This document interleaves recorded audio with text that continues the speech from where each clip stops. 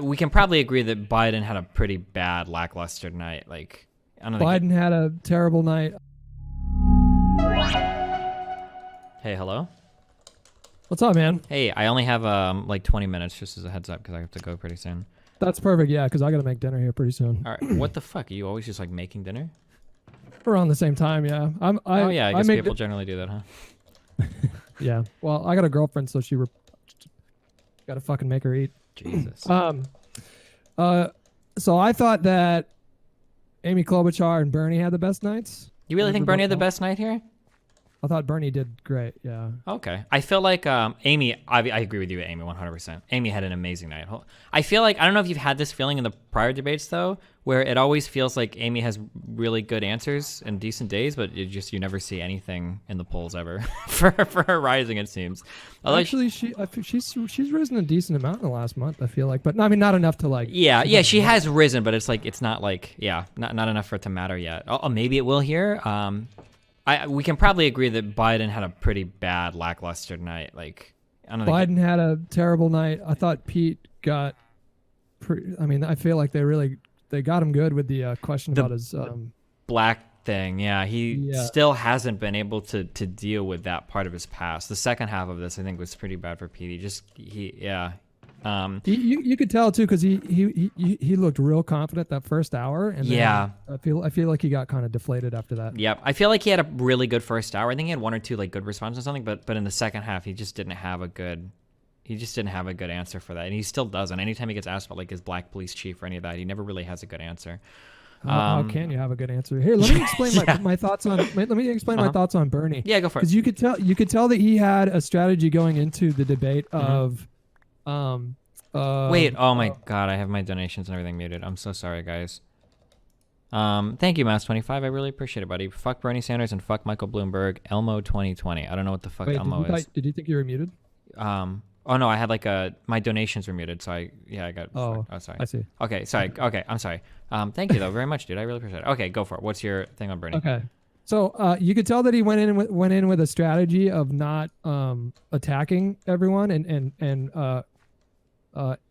encouraging more unity. Like I felt like that debate was pretty civil. In fact, I feel like that was probably the most civil debate I've seen. And I thought that was perfect after a night like Monday and the shenanigans that followed for the last week on social media from the fallout from the Iowa stuff. I felt like that debate was really important, and I hope that a lot of like really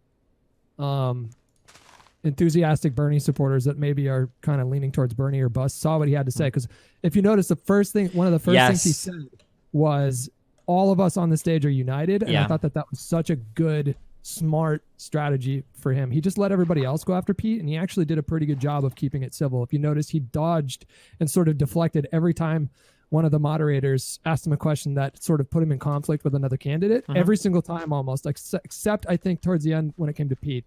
He and even when he did the thing with Pete, it was pretty tame compared to what you might expect following this week. But in every other example, he didn't take the bait and kept it real civil. And I thought it was super important for him to do that.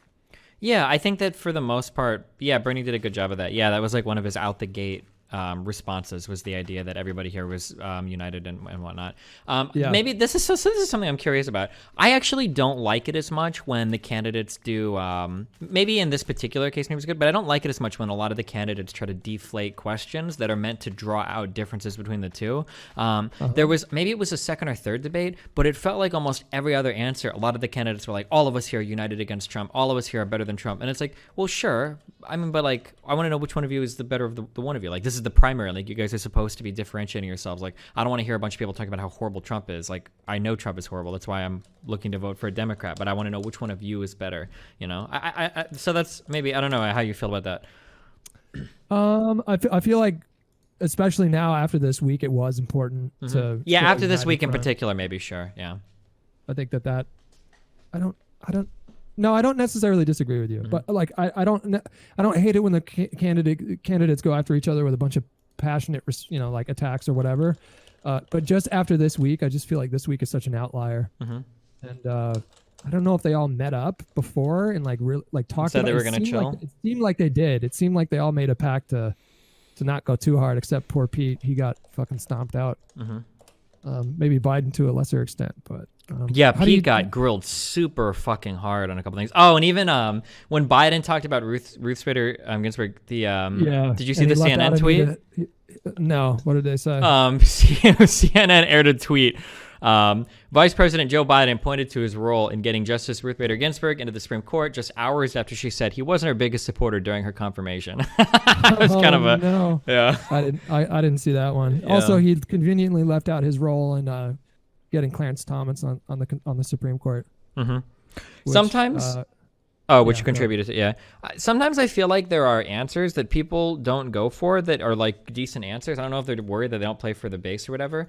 There are, I don't know how into like the Iraqi war and everything you are. There are good answers. There are good reasons for why giving Bush the authorization for the use of military force was good, but the invasion itself was bad. I never hear anybody try to draw out. Like what? Like basically the idea is that you can't actually negotiate with somebody like Saddam Hussein, who we'd already had like military conflict with. You can't actually have a negotiation with something like that if he doesn't know that you can back it up with real military force. And a lot of the ideas, I think Hillary speaks at length, and there are a couple other senators speak at length. The idea for that, and the behind the scenes negotiations for a lot of that was supposed to be like, listen, like here's the joint use military force, like, you know, now looks like you're talking big shit, but if you're going to do anything, you have to build a coalition behind it. And then Bush basically said, fuck you guys. And then he went off on his own and fucked a lot of people, like really hardcore on that. The Bush administration, and I don't know if I'd say it was unprecedented, but they did a lot of things where they like left a lot of people like scratching their heads like, what the fuck? Like where we were really close, for instance, to negotiating some deals with Iran, and then out of nowhere Bush was like, by the way, you guys are on the axis of evil, and everyone's like, what the fuck?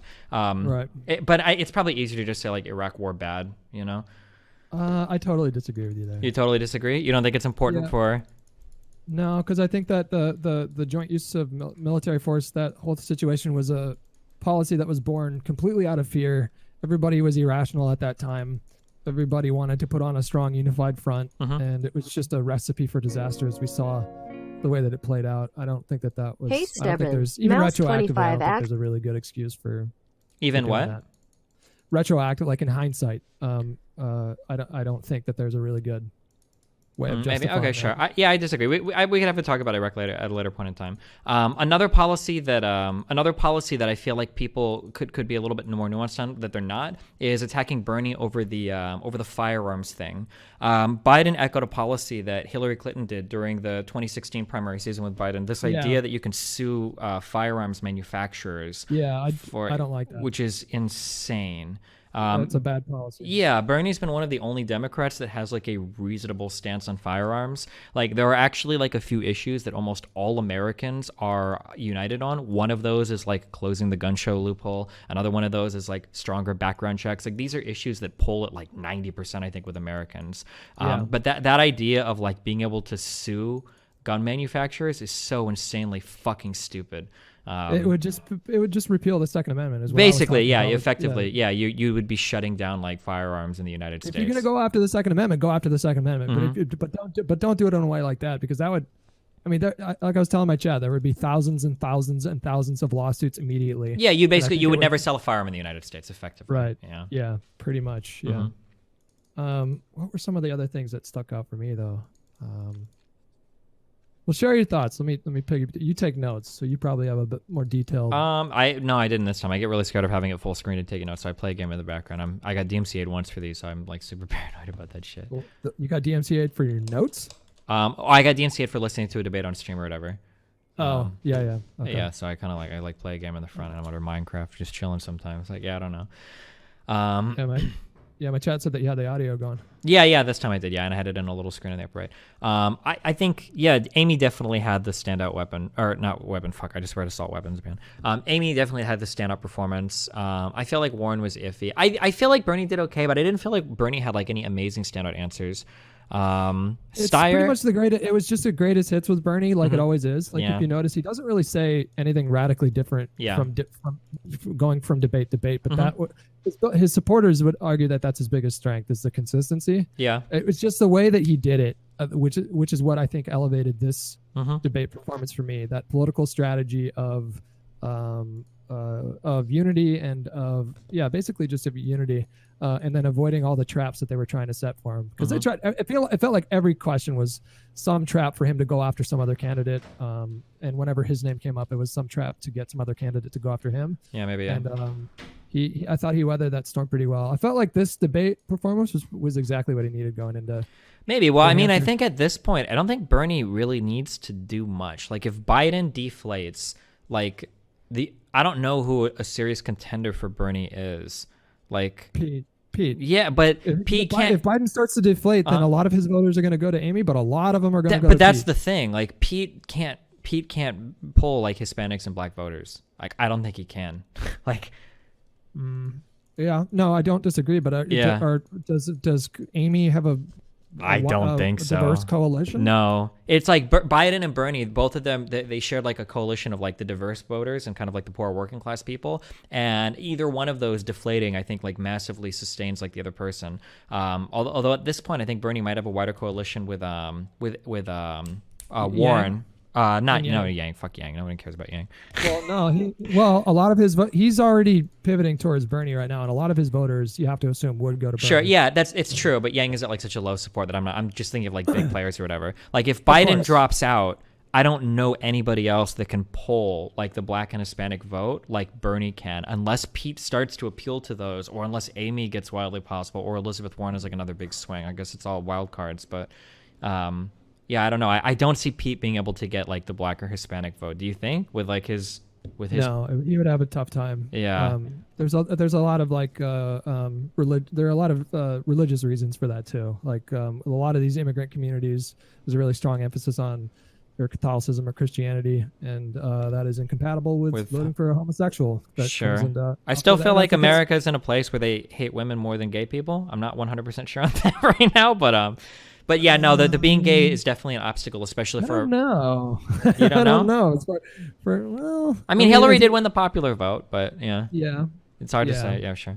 But I mean, both are obstacles. I think we probably agree. I don't know which one is harder, but. The thing that really bothered me about Pete's performance tonight, it felt like it was just nonstop platitudes. Like, he wasn't actually saying anything the whole time. Like, I found myself trying to focus on his answers, and all it was these vague sort of inspirational phrases, the kind that you would find in like a book of affirmations or something like that. Yeah, but the problem is like that for the whole night. Yeah, he has no history. He's good, but that's all he can do. He's a good orator. He's very skilled when it comes to presenting himself in an articulate and clear manner, but he's just not fucking saying anything the whole time. Yeah, but I mean, he has no history, so that's all he can do, right? He can't, like, Amy can point to a legislative record, Warren obviously can, Bernie can. All Pete can do is talk about the things that maybe he would do, and then it's all going to be a little bit vague. You don't have to have experience to say something beyond just really basic platitudes and just vague.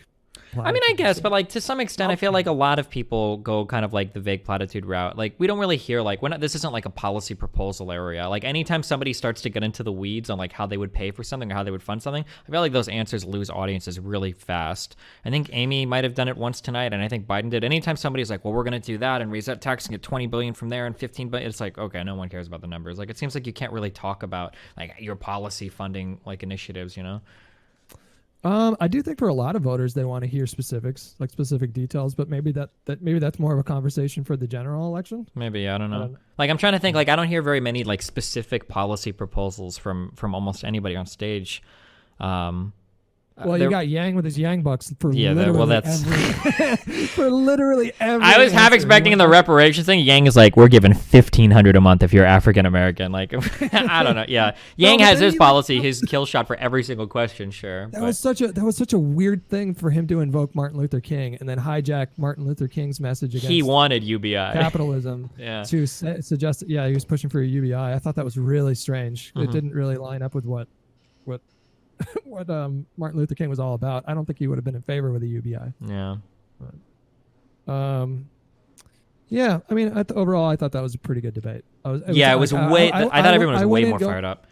I went in prepared to be even more discouraged than it was. Like the combination of Trump having such a good week for him personally, and the Democrats having undoubtedly their worst week. since this primary season has started. And then, you know, I was ready for them to kind of go at each other's throats a little bit, especially after the Iowa thing. Mm-hmm. And then so to see this instead, I was really encouraged. I was like, oh my God. Because I had the Bernie or bust guys going after me on Twitter this morning because I was tweeting about it. And holy shit. Some of the answers that I was getting was really putting me in a, like, it was like 3 p.m. I'm like, Trump is definitely winning in November. Oh yeah, the Bernie division is pretty militant, but yeah, I guess we'll see. Yeah.